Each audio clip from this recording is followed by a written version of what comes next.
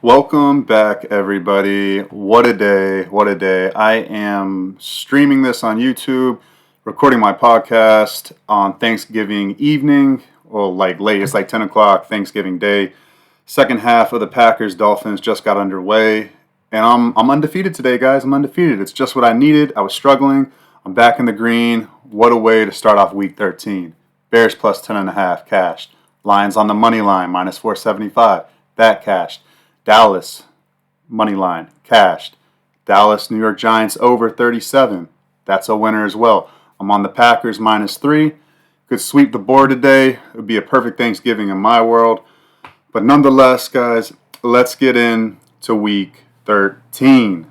So week 13, let's go right into it, guys. First game. Let's go. Let's not waste any time here.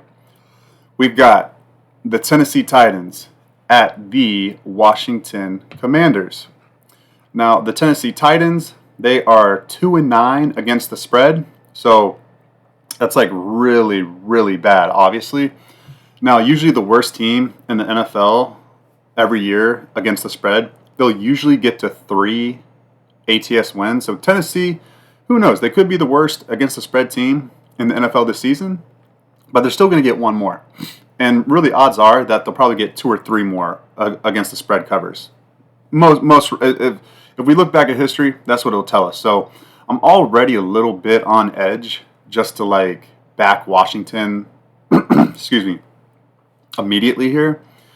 Even though that line of minus 5.5 looks good for Washington because they're coming off of 3 straight losses and they're pretty healthy everywhere. Defense is getting healthy. Marshawn Lattimore might play, the cornerback from the Saints.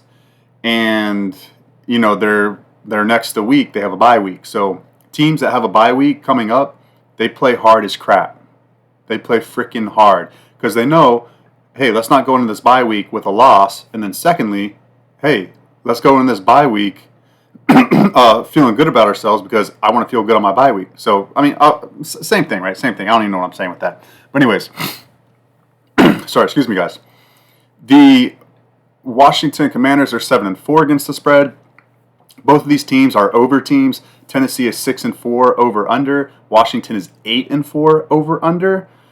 Now for Tennessee, their cornerback situation, Jarvis Brownlee Jr. He was a limited participant. We'll track. I think he might be able to play. But Awuzie, Chidobe Awuzie, he may be back this week. He's been on IR since like week 2 or week 3. He's their best cornerback, guys. Well, I don't know. McCreary's pretty good too. But McCreary's the other guy. He did not practice on Wednesday. I haven't looked at the Thursday injury report. I'm all basing this off of Wednesday's injury report. So that cornerback situation for Tennessee, that's something to monitor because if a lot of those guys don't play, I mean, Washington's going to score probably a lot. And I know I've been on here saying that, hey, Jaden Daniels isn't 100%. He is not 100%, but he definitely was more functional last week against Dallas. There were more design runs. He was running with confidence. He was escaping with confidence. He was throwing better down the field. So I think this week, Jaden Daniels will probably look even more better, probably more look like himself. And then after the bye week, I think we're going to probably have a lot of good betting opportunities with Washington because I would expect Jaden Daniels' ribs to be very, very healed at that point. You know, I'm not a doctor, but just off the eye test, if he looks really good this week, he'll probably look like back to his normal self after the bye week. So I can only look Washington minus 5.5 here. I don't know if I'm going to get there. I might even break my teaser rule saying like, hey, I'm not going to do teasers, and I might throw Washington into a money line teaser with another team just because I feel very strongly Washington ends their 3-game losing streak here, and they get it done and they win. Over-under is at 44.5. And, I mean, so Will Levis, he's thrown for back-to-back games over 275 yards, but he still doesn't score a lot. He doesn't throw a lot of passing touchdowns. Like even last year, he'll have a lot of good throwing games where like he throws for a lot of yards, but he still does not throw a lot of touchdowns. He just doesn't, okay? So he's only had 3 touchdowns to 2 interceptions the past 2 games. Like that's nothing amazing, right? It's nothing amazing, but he is still moving the offense. The run game's getting going a little bit. But I mean, Washington's defense, they've surprised me and they've done pretty well this season and better than what I thought they were going to do. And so I trust them. They're very healthy, that defense of Washington. I think they can stifle Tennessee. Tennessee's front seven is actually pretty good defensively. On paper, they've been kind of up and down all season, but if they really want to play well, they can play well. I lean under 44.5. It's not a great feel, but that's kind of where I'm feeling with that game. All right, next game. We have, this is a good one, guys. We've got the Chargers at the Atlanta Falcons. So, for the Chargers, their offense is very healthy. Just J.K. Dobbins is doubtful, but, I mean, they have some good running backs behind J.K. I mean, obviously, you would want J.K. out there for sure. But Gus Edwards, he's still proven that he can get the job done a little bit. I forget the back of the third guy is Hassan Haskins. Vidal, Kimani Vidal. He's pretty good. He's had a couple good games, so I'm not worried about Dobbins not playing. And then Will Dissly, he's questionable, but he did practice today on Thursday. I did see that come through on my Twitter notifications. Now the defense is something to keep an eye on. Alohi Gilman and then Cam Hart. Those are secondary guys for them. Definitely want them to be in. We'll track to see how they go. They did not practice on Wednesday, so that's very important. If you want to bet the Chargers, in my opinion, you definitely want Gilman. You definitely want Hart back there, okay? Because the backups after that, it does not look good. And then Atlanta at home with that offense, they'll be able to score. So Perryman, the linebacker, he also did not practice. So a lot to track there. Now, their next game is at Kansas City for the Chargers. So this is a cross-conference scheduled game against the Falcons. Doesn't help with tiebreakers. It only helps with your win and loss, right? So the next game at Kansas City, in theory, is a bigger game for them, a divisional conference opponent. But, they're in the middle of a playoff race right now. So they can't afford to keep losing games, right? They cannot afford to keep doing that because who knows? The Bengals might strike some magic. The Colts might strike some magic. Who knows, right? You can't afford to lose games here right now. So Chargers are definitely motivated. But with that said, even though they're motivated, they have not beaten the team all season with a winning record. I'm pretty positive of that. Let me just double check that. So, no, Vegas, Carolina, the Broncos. Okay, they did beat the Broncos, and the Broncos have a winning record. Okay, that was a good win. At Denver, that was a good win. Then they beat New Orleans, Cleveland, Tennessee, and Cincinnati. So they only have one win against a winning record opponent.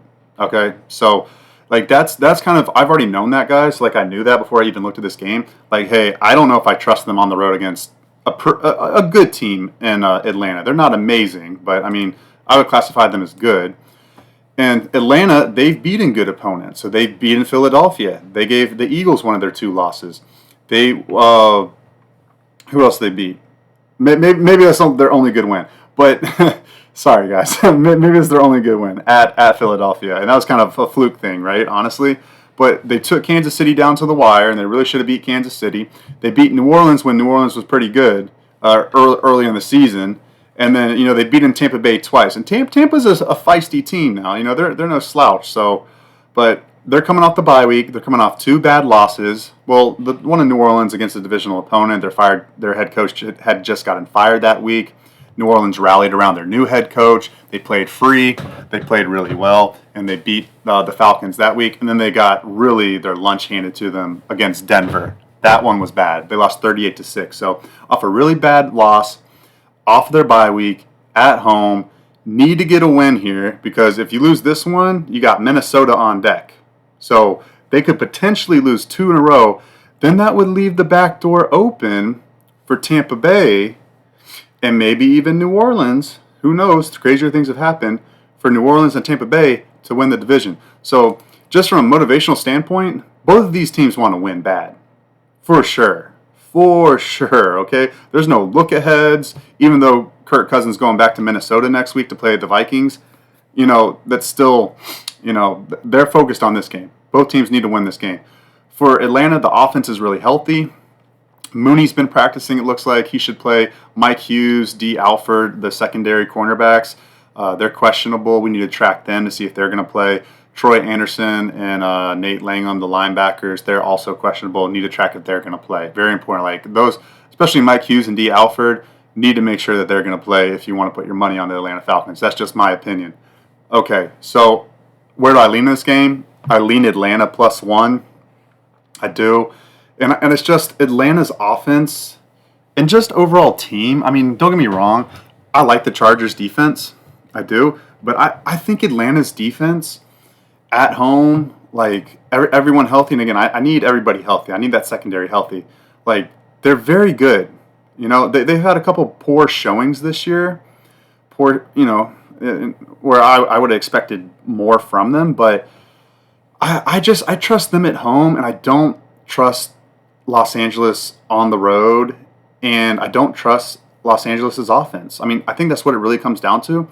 I don't trust their offense, and I know Atlanta's offense hasn't been great of late, but I think they bounce back here. We saw on Monday Night Football that the Chargers were not able to stop the run. Like, I mean, obviously it's like one of the best rushing attacks in the Philadelphia Eagles, but I know that the Atlanta Falcons can out-physical the Chargers, and if they do that and they win the line of scrimmage, especially on offense, you know, with the ball last, you know, maybe whoever get the ball last win the game. But that and the Falcons are used to winning a lot of close games this year, so I lean Falcons at home. I think I'm going to get there, guys. I think I am going to bet the Falcons. Now, over under wise, I kind of lean under 47.5, and I say that because I don't trust the Chargers, and like offensively, I don't know if they're going to be able to get up and over that number. And then also, even though I think Atlanta's going to be able to out-physical them and run the ball, I still respect the Chargers' just grit and just, you know, tenacity and competitiveness to play the game and really just, you know. Oh no, sorry guys. I meant the Chargers against Baltimore. Sorry, not against the Eagles. My fault. That's what I meant to say. Sorry, I was confusing the Rams with the Eagles.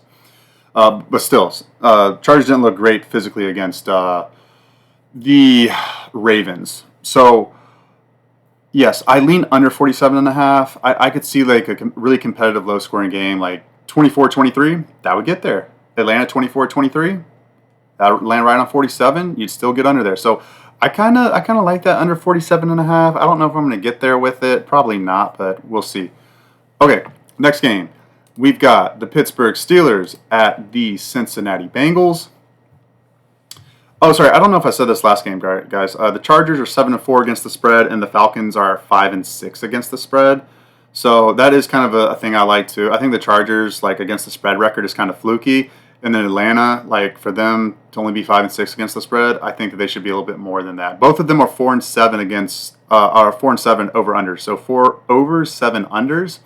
So that's why I don't know. It'd be hard for me to get there with under 47.5, just because I feel like both these teams are due for some overs. But you know, some teams are just under teams. So like, I wouldn't be surprised if both these teams go under this week. So yeah, that's why I'm leaning Atlanta, guys. I think I'm going to get there with Atlanta. I feel pretty strongly about that. Okay, next game. Pittsburgh Steelers at the Cincinnati Bengals. Pittsburgh's off that Thursday night football loss to the Browns, which was, in my opinion, that's not an awful loss. Like, in the snow, short week, on the road, playing against a team, your rival. Like, you know, I mean, anything goes in those rivalry games. I mean, we see, right? Like, Dallas beat Washington, Cleveland beat Baltimore, and Cleveland beat Pittsburgh. So, I mean, it is what it is, guys. In my opinion, it's not that awful of a loss for the Steelers. Pittsburgh, 8-3 against the spread, 6 overs, 5 unders. Cincinnati is 6-5 against the spread. That's pretty crazy, right? With all the games that they lost, and they're 8-3 to the over, 8 overs, 3 unders. So, you know, next game for Pittsburgh, they play Cleveland at home, and Cincinnati next game they have Monday Night Football at Dallas. But regardless, Cincinnati, they're coming off a bye week, coming off a 2-game losing streak where they really should have won like one of those 2 games, right? But maybe even both of them. I forgot who they played right before. Oh, yeah, they played Los Angeles and Baltimore. Yeah, they should have won both those games, guys. It's crazy, right? Okay, back to my notes. So, big if, though, for the Bengals are Marius Mims, the offensive tackle, and Orlando Brown Jr., both questionable. Need to track if they play, because I don't love the backup tackles behind them. And then Pittsburgh's got really good pass rush. Obviously with TJ Watt, and I don't know if Highsmith is going to play. He's questionable. But obviously Herbig, he's really good. And then they just got Preston Smith. So I would need to, if like Cincinnati, I need those two guys in, all right? Or I at least need one of those guys in, for sure. Because the Steelers teams could just wreck the game, honestly. Other than that, their offense is really healthy. Let's see. Oh, yeah, the defense. Sorry. No. Yeah, offense is healthy. Defense, Logan Wilson, BJ Hill, they're questionable. Need to see what their status is for sure, especially BJ Hill, because when he's out, that run defense is really bad. And if Logan Wilson is out too, that would be really bad too. I think both of them play. I think both of them played before the bye week, so I am expecting them to play. Now, what do I lean for the game? It's tough, guys. It really is. I feel like it's a Cincinnati spot, but Pittsburgh, they've had a lot of time, a lot of rest too. They've had 10 days because they played Thursday Night Football, so both teams are kind of on a bye week, kind of. And I don't know, guys. This one's tough. So the line's already at +3. And just from a line value perspective, I don't think the Steelers are 3 points worse on the road, even at Cincinnati against one of their rivals, to be a field goal underdog. I think it's kind of disrespectful to an 8-3 team like the Steelers that have been battle tested and gone on the road and beaten good teams. And then the Bengals are only 4-7. Yeah, I know the Bengals are due for a win here, but to win by more than a field goal, I don't feel good about that for them. I would lean Pittsburgh +3. But I really think the Bengals get a win here. I do. So if you want to take the Bengals -3, I cannot blame you at all. I really can't. I'm probably going to stay off of this game. Over/under is at 47.5. And both of these teams are over teams. This is a divisional game. It's just it's hard to bet Cincinnati under just because that defense is so freaking unreliable. They shouldn't be this bad, guys, that defense, but they're that bad. And so if they're that bad and Pittsburgh's able to score, I feel confident that Cincinnati is going to be able to answer the punch to whatever Pittsburgh brings. And so the game could go over. But since both these teams have over-under records, they both over teams, 6-5 Pittsburgh to the over, and then 8-3 Cincinnati to the over, I would lean under just because it's coming that end of the season. And why do I give out these numbers, right, guys? Against the spread record and also the over/under record, is because historically, if you look back the last 20 seasons, and I could have gone back more, but I was like, shoot, I've already seen 20 seasons, and it's literally the same every single year, every single season. There are 2 or 3 outliers against the spread. They're in each direction. So against the spread winners, against the spread losers. Over teams and under teams, right? So the best over team will still have 5 unders at the end of the season, and the most under team will have at least 4 or 5 overs at the end of the season. And then everybody else, there's a couple teams that are slightly over teams, slightly under teams. Now a team like Cincinnati that's 8-3, maybe they are an over team, but for them just to start cashing more overs at this point in the season, they're going to get 2 more unders, most likely. Most likely, they're going to get 2 more unders on their over-under record. They're not going to end the season with just 3 unders. So, and really, odds are more likely that they'll end the season with 6 or 7 unders. I mean, that seriously, if you guys look at that stuff and you go to teamrankings.com, you go to NFL trends, it shows you by the year. You can see in 2023 and then all the other years how these teams end at the end of the season. There's only a couple outliers, guys. Everybody else is right in the middle of the pack. So I lean under 47.5. It's a tall number for a divisional game against these two teams that know each other really well. Just worried about Cincinnati's defense. Just worried about that, guys. So that's my thought on that game. Next game, Indianapolis Colts. I was like, that didn't sound right. Indianapolis Colts at the New England Patriots. Indianapolis is 8-4 against the spread. They are 5 over 7 unders. New England is 4-7 against the spread. and they are 7 overs and 5 unders. So opposites for both, right? Like Indy's been covering, New England hasn't been. Indianapolis is more kind of an under team, which I find kind of surprising, and then New England's an over team, which is kind of surprising.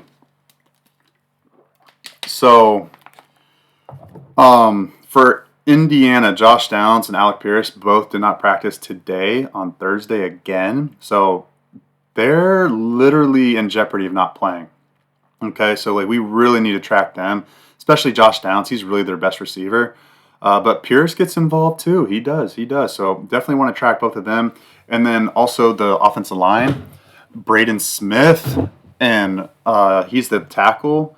And then he did not practice on Wednesday. And then Rahman, I think he's the left guard. He was a limited participant.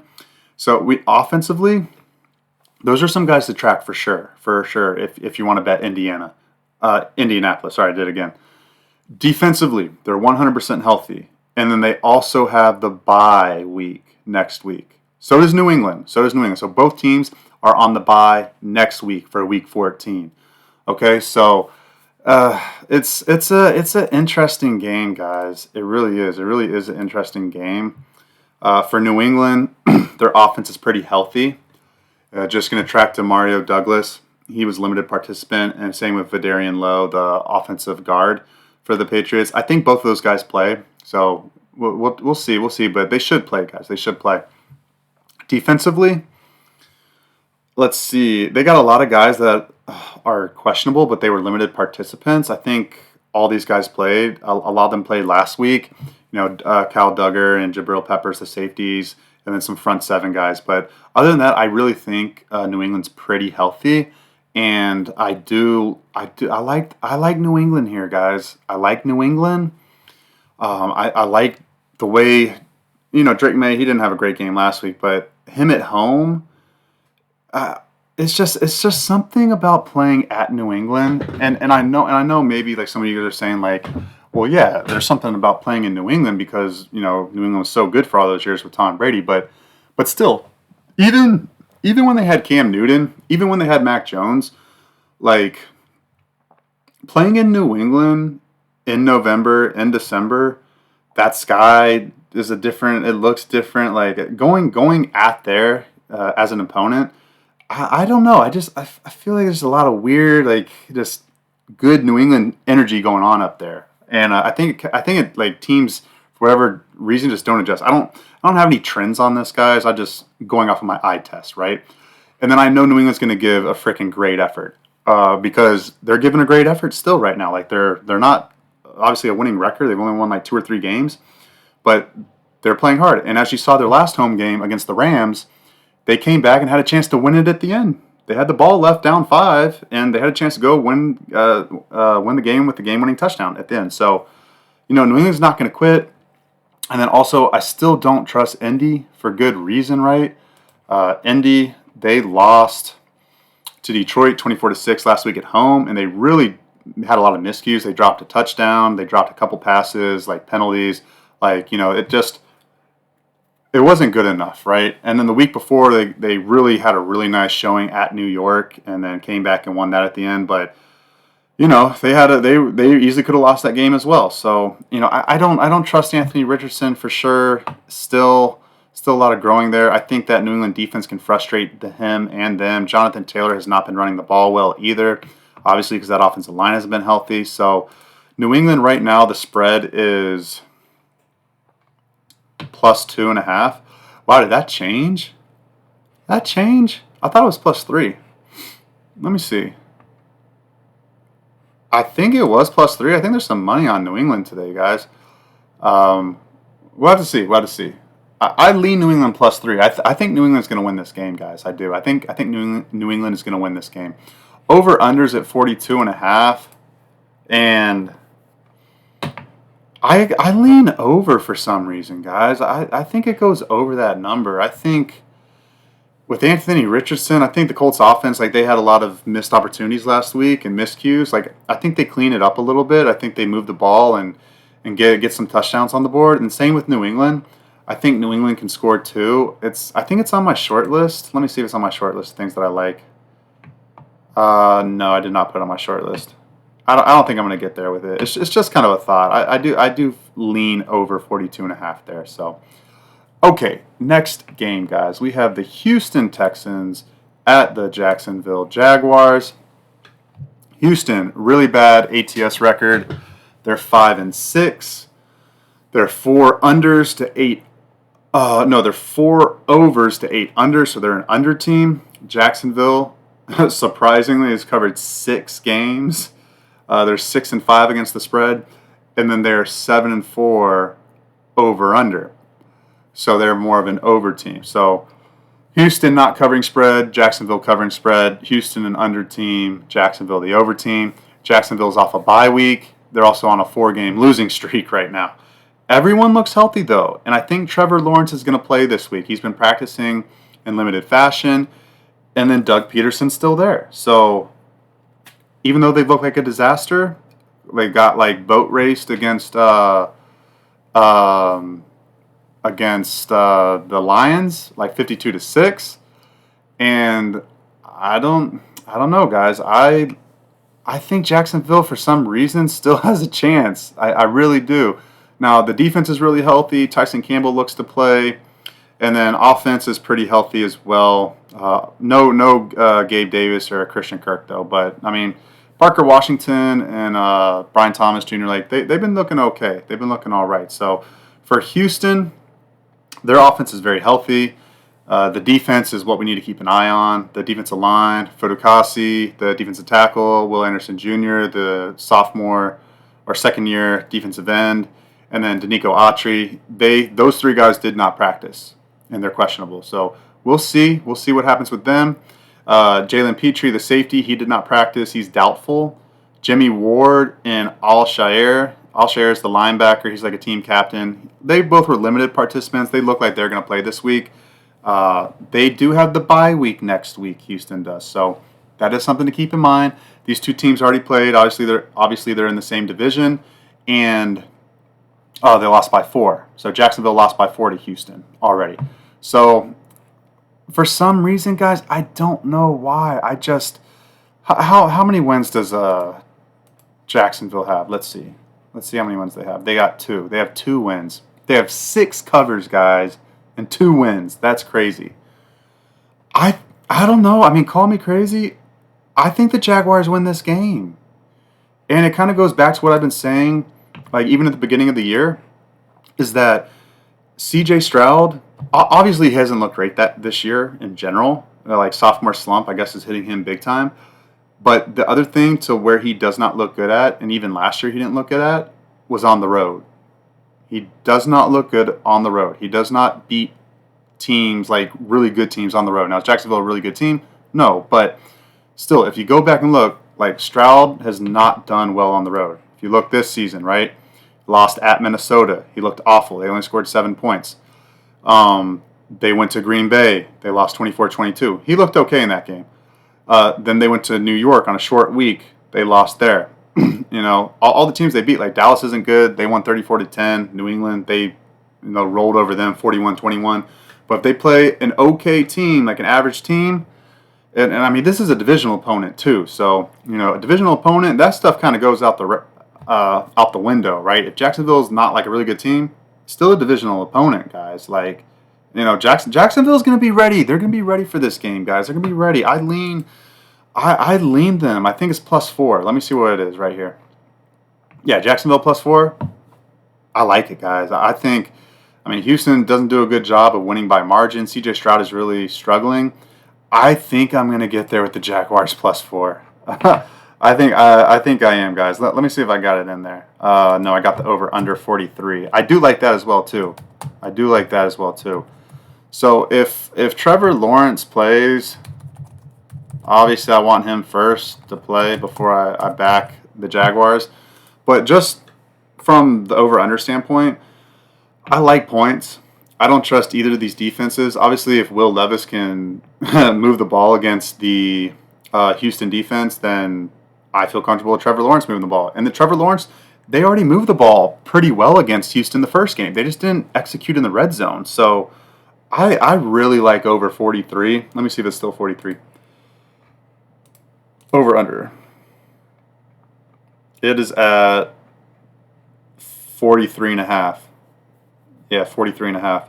So I lean over that, guys. I really do. I feel pretty good about that, honestly. I think I'm going to get there with that. Okay, next game we have. This is a good game, guys. I like this next game. Arizona Cardinals at the Minnesota Vikings. And let's see what my notes say. Got Arizona 7-4 against the spread, 4-6 over under. So 4 over, 6 unders for Arizona. Minnesota 7-3 against the spread, and 4-7 over under. So these teams are like spitting images of each other against the spread and over under, kind of. So I was kind of surprised to see Arizona at 7-4 over under, because they only have like 6 or 5 wins or something like that. So I was kind of surprised to see them at 7-4. Minnesota, not surprised because they've been winning a lot of games. Minnesota's offense is healthy. Just Cam Robinson, the defensive tackle. Need to see if he's going to play. He was questionable. On the defensive side, Bullard, the defensive lineman. Grugier Hill, the linebacker. Pretty good linebacker. And then Van Ginkel, the other linebacker. Both questionable, but they all had limited practice yesterday. So I expect everybody to play on this injury report for Minnesota. Their next game is against Atlanta at home next week. Let me see. Is Minnesota coming off on a bye week? I forgot. I think they are. I think they are coming off. No. They just been taking care of like these bottom feeder teams. No, I mean Chicago gave them a good run for their money. And see, that's a case in point, guys. That's a case in point, right? Like divisional game, Chicago's been bad. Like last week, Chicago's been bad. And then Minnesota, they come in there, still a divisional game, and Chicago like almost beat them. So yeah, I mean that's how it goes in divisional games, guys. All right, so they got Arizona at home. Arizona, let's check their health. They are very healthy. They're very healthy. Jalen Thompson is questionable. He's a safety. Need to see if Darius Robinson, their first rounder, actually ever plays this season. He's been questionable for like the last 3 weeks, and he still hasn't played. Jonah Williams, their offensive tackle, he's been questionable. Their next game is home versus Seattle. They just lost at Seattle last week, so maybe a little look-ahead spot. But bottom line is I don't trust Arizona on the road versus Minnesota's defense. And I really don't trust anybody right now against Minnesota's defense coming off a bad game. And they came off a bad game against the Bears. And I also like that Minnesota, this will be their first home game in 3 weeks, really a month. Their last home game was like Sunday Night Football against the Colts, like beginning of November. And Minnesota just has a great home crowd. And Arizona has not done well on the road against very good teams this year. Lost at Buffalo. I know they played well in that game, but they still lost. They couldn't pull it out. San Francisco has been kind of a disaster, honestly. I mean, that's still a good win on the road, though, for them.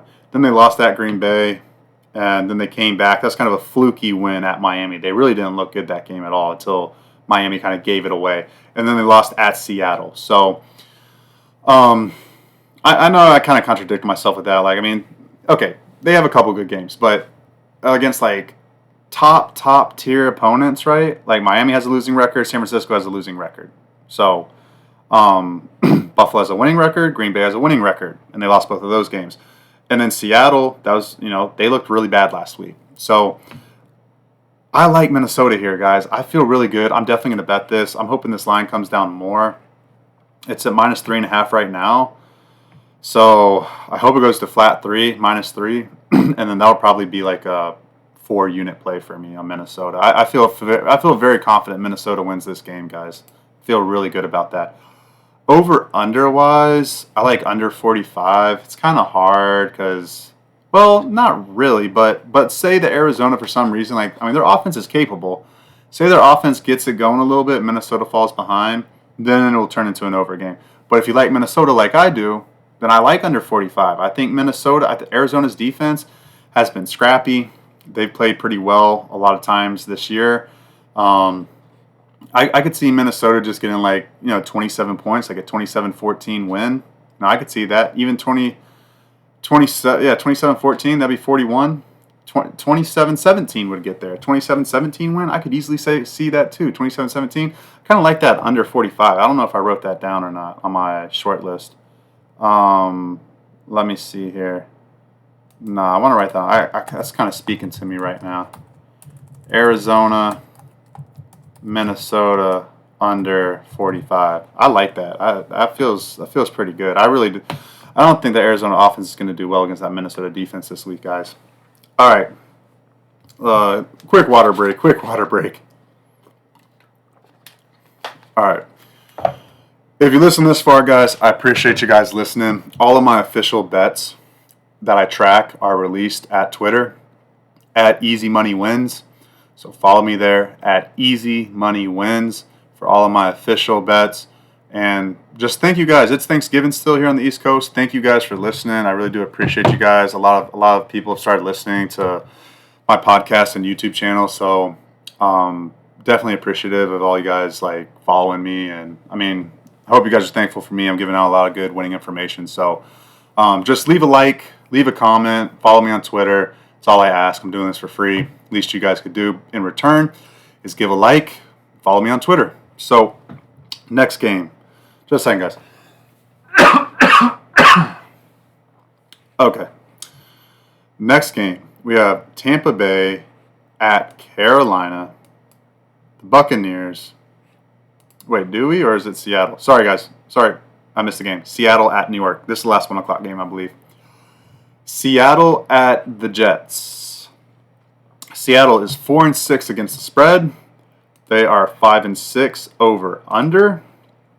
New York Jets are 3-8 against the spread. They've been a disaster, and they're 5-5 over under. So very similar over under records.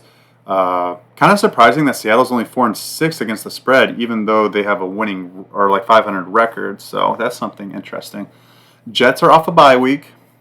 Been a little bit of drama. So a report came out that said Aaron Rodgers does not want to play for the Jets next year. And then Aaron Rodgers came on the Pat McAfee show and said, no, that's 100% false. I'm fine with it. And then he even said I would prefer to play with the Jets and that he likes living in New Jersey and that he likes going into the city. So it's Aaron Rodgers is kind of a hard guy to read, right? Like, I mean, don't know if there's a lot of truth there. And then he also said he doesn't even know if he wants to play football. But it's kind of the same stuff he was saying in Green Bay, right? Where he's like, I don't really know if I want to play football. I don't even know what the future holds for me. Like he kind of knows. I mean, I think he's bullshitting us, honestly. But I don't know. Basically, what I think is this, guys. Even though the Jets have been a disaster, I still think they're bought into finishing the season the right way. And God, I hope so, because I'm probably going to bet the Jets this week. I just do, guys. I just like this is like where this is the stuff that you can't teach in sports betting. Well, you can, but like you have to understand it. It's like I play Division I football. I know what it's like being in those locker rooms. I know I've had great seasons. I've had really bad seasons. I've in between seasons, like different player leadership, different head coaches. I had like 3 head coaches in my time, like, a lot of moving parts, right? So I experienced a lot.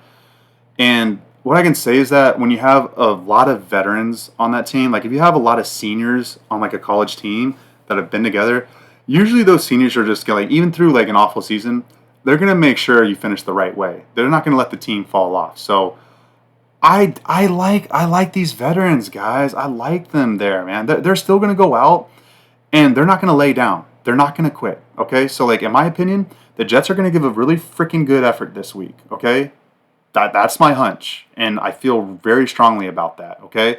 And they're fairly healthy. Now, Tyron Smith, the left tackle, he's doubtful. Morgan Moses, he'll probably play. He's questionable, though.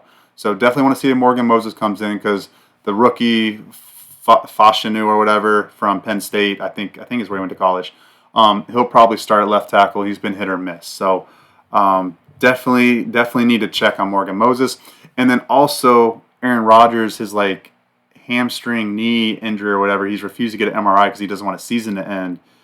He's not running the best right now. He's not moving that well. So that is legitimate. That is. So something to think about. Breece Hall did not practice. But if he doesn't play, it's not the end of the world. I like Braylon Allen. I think we're fine there. Defense is fully healthy, guys. C.J. Mosley's even back too. So, yeah, I'm fine with the Jets' health. I'm a little concerned about Fashanu starting for Tyron Smith, if we're being honest, because Seattle's defense, I do respect them. They are a very good defense. So, and they've been playing better recently. But bottom line is, why I really like betting against Seattle is because Geno Smith. And I know I bet Seattle last week, but that was just a really good spot for them. And the team carried them to victory. But guys, Geno Smith is so freaking bad. Oh my gosh. Like, the interception he threw at the goal line last week was just like what the heck are you doing, man? Like, it was an awful throw. Like, just awful. Like, I don't trust Geno against this Jets defense, and that's the biggest reason why I like the Jets this week. Like, if you have concerns about Aaron Rodgers and his lower body and like him running around, and Seattle's defense is pretty talented, just remember, Geno Smith ain't better than what the Jets offense is trotting out there. Just remember that, okay? Now, also DK Metcalf and Tyler Lockett, they both did not practice even Thursday today. I saw that as well. So they're legitimate like potential long shots to play this week. Leonard Williams, he also did not practice. He is questionable. Other than that, the defense is very healthy. Very healthy. I still love the Jets +2. Let's see what it's at now. Oh, it's +1.5. See, there's money coming in on the Jets. There's a lot of money on Thanksgiving going on at the sports books, huh? A lot of these lines are moving a little bit. Over under. Let's see what that's at now. It was at 42.5. It's at 42.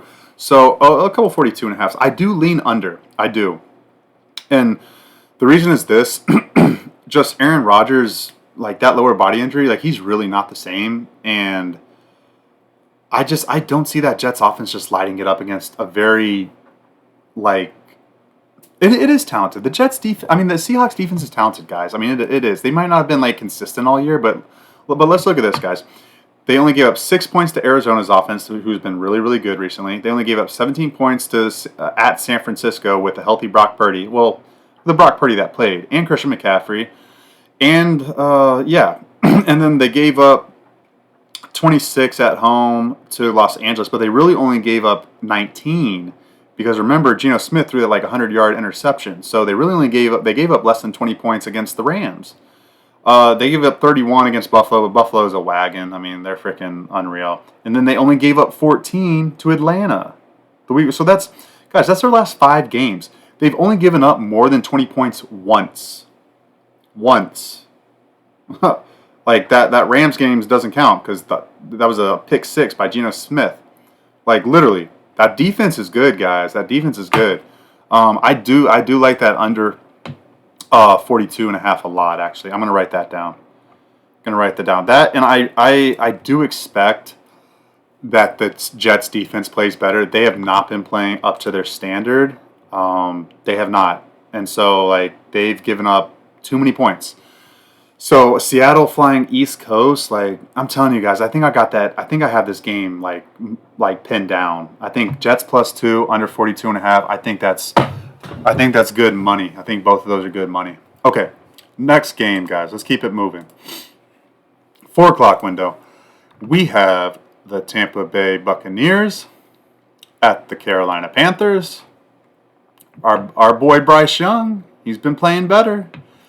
But let's stick on the Tampa Bay side first. Tampa Bay is 7-4 against the spread. They're also 7 overs, 4 unders. So 7-4 for both. Carolina, they're 4-7 against the spread. It's pretty crazy, right? They've only won like 2 games, and they've covered. They've won 3 games. They've won 3 games. Okay, Carolina. Okay, Panthers. And then they're 8 overs and 3 unders. So for Tampa Bay, so both of these teams are over teams. Tampa Bay, Tristan Wirfs is questionable. I think he's on track to play this week. He did not play last week, I'm pretty sure. But I think he's on track this week. Offense is healthy. Otherwise, Mike Evans is back, so that's great for them. It's defensively we need to track. Tyke Smith, their rookie cornerback, he's questionable. Joe Chiron Shoinka, he's questionable, the defensive end. And they both did not practice as well on Wednesday, so need to track them. Jordan Whitehead, he is doubtful, the safety. They still have Antoine Winfield Jr. though, so I think defense is tracking in the right direction. Just need to make sure on Friday night, like, hey, are these guys playing or not? So, Baker Mayfield, this is also another angle. He's going back to Carolina, the team that I used to play for, and the team that benched him got rid of him essentially, right? And that's really more Matt Rule just being awful. And I know he already beat him last year at Carolina 9-0 at the last game of the season. But still, if you know Baker Mayfield's personality, like I mean, my goodness, he's making fun of our boy Tommy Cutlets DeVito, throwing up Italian hands like that. This guy Baker Mayfield is a competitive guy. He knows he wants to go into Carolina and embarrass them. He definitely wants to do that. He definitely wants to beat his former team every single year he faces them again. So I definitely believe Baker Mayfield is motivated for this game, even though it's only the Carolina Panthers. Their next game, they're at home against the Raiders. And they got to keep winning to make a playoff push. They got to keep winning. So, and again, like I said in the Atlanta Chargers game, if the Chargers beat Atlanta, Tampa Bay wins this game. Tampa Bay's right in the thick of the divisional race again, and they've won it the last 3 seasons, maybe in the last 4 seasons. So it's something. I do like the motivation here for Tampa Bay. Carolina, they've been playing better. We'll give them some credit there. They took Kansas City down to the wire. That's very impressive. They beat the Giants in Germany. It's not impressive, but I guess, I don't know. The Saints, they did beat the Saints at home, and they got Dennis Allen fired. So last 3 games in a row have been very good for the Panthers. So they have a lot of momentum. They've covered their last 3 games in a row. So do I trust them here again? I don't, guys. I don't. Now, we need to track Coker. I think he practiced today. He did not practice Wednesday. Jalen Coker. He's a pretty good wide receiver for them. And then Sanders, I think, is doubtful. The tight end that landed on his head and hurt his neck. I think he's doubtful. So definitely want to track Coker, even though Thielen and Leggett are both good to go. Coker may be a little bit of a game changer, honestly. Defense is 100% healthy except for Wonham, the linebacker. But other than that, the defense is actually healthy for once. So next game, they're at Philly. Now, who do I like? I know Bryce Young is doing better and he's extending plays and the confidence is there, but Tampa Bay blitzes and they get after it. So I don't think these teams have played yet this season either. No, they have not played yet. Okay. So the line is at -6. So -5.5 out there. I like -6 for the Buccaneers. I do. I think Carolina's momentum finally comes to a stop here. I think the Bucs continue to play well off of the last week's game. I don't know if I'm going to get there with the Buccaneers. I might just put Buccaneers money line with the Commanders money line. That's what I do. I might do that. So over under wise, 46.5. Both these teams are over teams. It's hard to bet them under. I won't do it. I'm not doing it. Both of them are like heavy over teams, so I'm staying away from that total. Okay. The Rams at the Saints is the next game.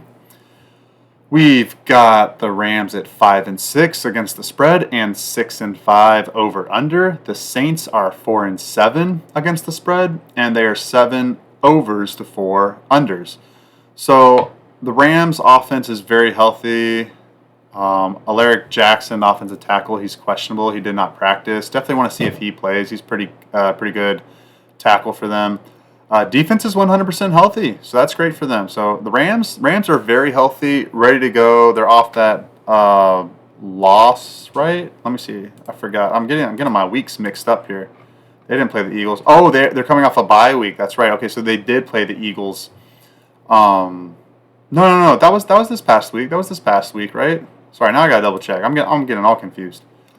Yeah, this was this past week. Yeah, Saquon Barkley went wild on him. Yeah, it was Sunday Night Football. Okay.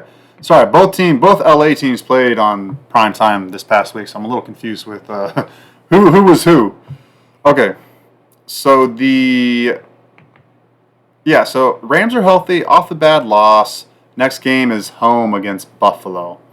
So they won their last two road games, right? They won at New England, and then they also won at Seattle. That was a really good win for them. In between that, they lost two home games. They lost the Monday Night Football to Miami and Sunday Night Football to New England. So it's a tough game, guys. I mean, I don't know if I trust the Rams defense in this game, and the reason I'm saying that is because New Orleans has just come to life again, right? Like the new Reese or Ricci, whatever the um, interim head coach his name is. You know, he's brought a lot of energy in there, right? He's brought a lot of energy, and like he's had head coaching experience in college. He head coached at Rhode Island, my former football conference, the CAA. So yeah, he's a energetic guy, right? And he's doing good. He's 2-0 as a head coach. So they're coming off the bye week. Let's check the health of them. The health. McCoy and Lucas Patrick, whatever, the offensive lineman, they did not practice. If they can get them both back this week, because I know both of them haven't been playing, if they get them both back this week, that's really huge for that offensive line, in my opinion. So I definitely want to track them. The defense is 100% healthy. So it's just that cornerback situation. So it's kind of tough, right? Now, I think New Orleans is going to be able to. Oh, their next game for New Orleans is at the Giants, so they're not looking ahead. Even though they're like 4-7, they have no reason to look ahead. But, anyways, I lean New Orleans here, guys. I do, and like, let me see. I think they're plus 2.5. Yeah, they're plus 2.5. I would love for that to get to 3. Over unders at 49.5. I see some 48.5s. So I think a little bit of under money came in today. And I like New Orleans momentum here, guys. I like New Orleans at home. The Rams, they can get, if they get out physical, like they're in trouble. And I think New Orleans is the more physical team. I love the Saints front seven on defense. And then if that offensive line is healthy, like Taysom Hill running behind that and Kamara running behind that, that offense is in sync now. Like, I know Matt Stafford's the better quarterback, but I think the Saints take this one. I think they win this game, guys. I like them here. I don't know if I'm going to bet them, but I'm seriously considering it. I do like over 49.5 just because the Rams, they should be able to throw on that secondary. Kool-Aid McKinstry, he's not a very good NFL cornerback. And then, they got some other guys. It's not great, guys. Alontae Taylor, he's having a good season, but other than that, like I really don't trust that secondary for the Saints against Puka Nacua and Cooper Kupp. I don't like that. Doesn't feel good about that. So, and then New Orleans, I feel like they keep it going on offense. I feel like they out physical the Rams and punch in touchdowns. So I like that over 49.5. I do. I am thinking about that. Okay, guys. Last 4 o'clock game. I already bet this game. It's Philadelphia Eagles at the Baltimore Ravens. I bet a 4-unit play on the Ravens minus 2.5. Philly is 7-4 against the spread. They're 5-6 over under. Baltimore's only 6-5 against the spread, guys. Only 6-5 against the spread. That's pretty shocking. 10 overs to 2 unders. That's shocking of a number too. And I haven't learned my lesson, guys. I'm still thinking about betting this game under.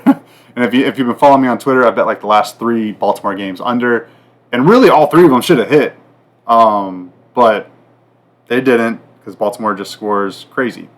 So I don't know. I might not get there with the under 51, but the line's up to -3 now. I did get -2.5 earlier in the week. So again, follow me on Twitter. That's where I release it. So you want a good line? I usually get ahead of these line movements. Health-wise for Philadelphia, Devontae Smith did not practice, and Darius Slade Jr. on defense, he did not practice. So I don't know if they're going to play, honestly. I don't think either of them play. I know Slade's in concussion protocol. Usually those guys do not play the week after they get a concussion. Philadelphia's on a 7-game win streak, but they have not beaten anybody. And I keep saying this, guys. And I thought the Rams were going to get them last week, and they didn't. The Ravens are going to get them this week. They're going to get them, okay? Because, look, they only beat the Rams. They have a losing record now. They beat the Commanders, who have been they've lost 3 straight and kind of shown like, hey, they're not that good right now. And they got the Commanders on a short week. Then they beat Dallas without Dak Prescott, and then they beat Jacksonville, who's been a mess. They beat Cincinnati, who's been a mess. The Giants are a mess. Cleveland's a mess. Like, those are their wins, their last 7 wins, and now they're at Baltimore. Baltimore, who needs to keep pace and keep winning. No, I like Baltimore, guys. I think Baltimore wins this game by like a touchdown. And Baltimore's defense has been playing better. Baltimore's defense has been stingy, guys, recently. So, and I mean, they gave up like a really fluke touchdown last week, and like that was a perfect example. Like that game should have went under, and the ref called a pass interference in the end zone, like a really really ticky tacky pass interference in the end zone, and gave the Rams like the ball with like 15 seconds left on the 1 yard line. Of course, they score a touchdown, and then it goes over. So that's what I'm saying. That game should have went under, guys. I'm not like crazy betting these unders on Baltimore, like, you know. But yeah. But we just want to check Arthur Mollett, the cornerback. Roquan Smith was limited practice. I think he might play this week. And then Kyle Van Noy, he did not practice, got track him. Everybody else looks good to go. That offense is 100% healthy. I'm all systems go on the Baltimore Ravens, guys. Lean under 51. Don't know if I'm going to get there. All right, let's go to the primetime games. I am going to do the Monday Night Football game in this one. I was thinking about doing it like a separate episode, but, you know, I forgot last week, and like I don't want to forget to add it this week, so let's just go over it now. All right, first though, 49ers at the Bills. Now, this game has some weather implications, guys. And I didn't look at the other team's weathers. Sorry, guys. I have not looked at that yet. But this game, though, is potentially a foot of snow and then also 30-mile-per-hour winds. Like a very,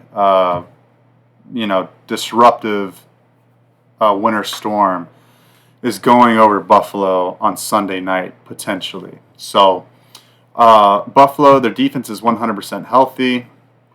It's the offense. We need to see Keon Coleman, Spencer Brown, the offensive tackle, and Dalton Kincaid, the tight end. They're questionable and need to track them. They're off a bye week, a great win against Kansas City. Their next game is at the Rams. So 2 NFC opponents for the Bills. Bills are 7-4 against the spread and 7-4 over under. San Francisco is 4-7 against the spread and 6-5 over under. So 2 over teams.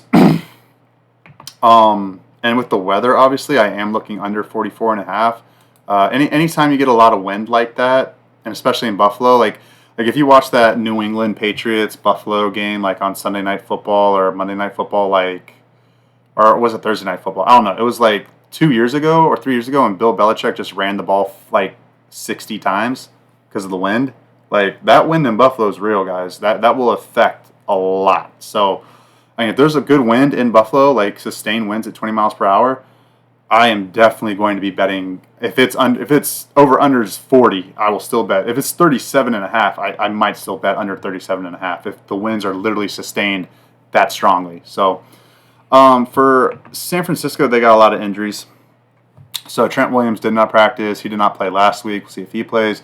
Aaron Banks, the other offensive lineman, he did not practice. He has a concussion, so he probably won't play. And then Punny or whatever, other offensive lineman, he's limited participant. And then John Feliciano went to IR, like season-ending IR. So you got to track that offensive line. That's really important. Now, Brock Purdy, he did have a limited practice today. See if he plays or not. Lamador, I forget the defensive back. He's pretty good. I just signed that big contract for him. Got to track him. He did not practice. Joey Bosa did not practice.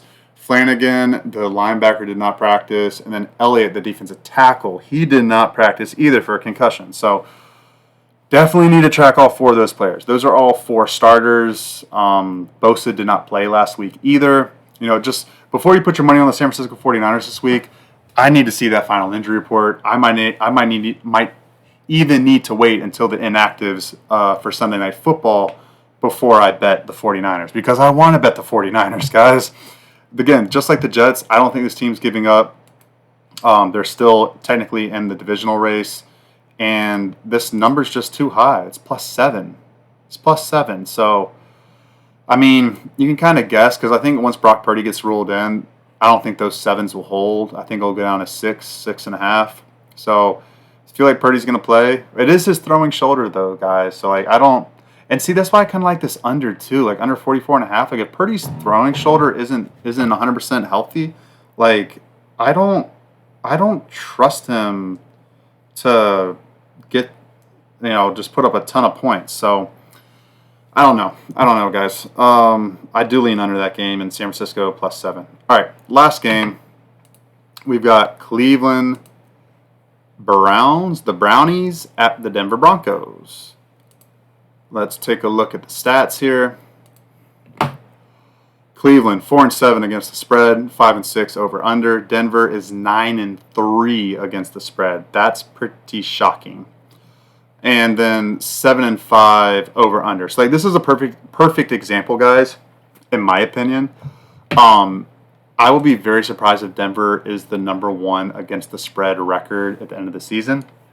And I think they have at least 3 against the spread losses coming their way. I think they'll finish the season at like probably 11-6 against the spread, like in the regular season. So I could see them winning this game and not covering this number. It's +6. There's a +6 out there. It's -5.5, -2 -6s out there. So I like Cleveland +6. Cleveland is 100% healthy on defense. On offense, Cedric Tillman is questionable with a concussion, I believe, and then Jedrick Wills, the left tackle, need to track him as well. He's questionable. Their next game is at Pittsburgh. But they'll be ready for this. Jameis Winston, he's getting this team. He's leading this team really well. So definitely like that. For Denver, Riley Moss and Zach Allen. Riley Moss, the cornerback. Zach Allen, defensive lineman. They're both questionable. Offense is 100% healthy. But, just like all Thanksgiving, like is today, like I don't know how hard these teams practice today. I am thinking there might be some more injury report guys popping up on Friday. So we'll track it, guys. We'll track it. But Denver, their next game is a bye week, so they're going to play really, really hard for this game. They're going to, they're in a really good groove right now. They won their last 2 games like really well. They should have beat Kansas City. That stupid field goal got blocked for them. So this is Monday Night Football. They're going to be on prime time, I think, for the first time this season. They got a chance to really cement a wild card spot if they win this game, because they'll get to 8 wins. They'll really put a good stronghold on it, even though their last 4 games are pretty tough. Last 3 games are pretty tough. They played the Chargers, Bengals on the road, and then Kansas City at home to end it. So I don't know, guys. They need to win this game. They do need to win this game. Again, I lean the Browns +6. Maybe a lose but cover. And then over-under wise, what's the over-under on this game? 41.5. It's tough. I don't know. Jameis Winston, I feel like, is an over quarterback. I kind of lean over there, over 41.5. All right, guys. That is the podcast. I hope you enjoyed it. I really do. I put a lot of work into this thing. And, just follow me on Twitter to see what my official plays are. I'm rolling right now. I just checked the Green Bay Packers score. They're up 30-11 with 3 minutes left. That's going to cash the -3 bet that I had. And I'm going to sweep Thanksgiving. It's going to be like a +13, +14 unit day. So that's great. That's just what I needed. Let's keep the momentum going, guys. Let's crush it on Sunday. And let's see if we can run this thing. Let's sweep the freaking board. Let's go perfect this week 13, guys. Let's go perfect, man. Let's kill it. So, all right, guys. See you on the next episode.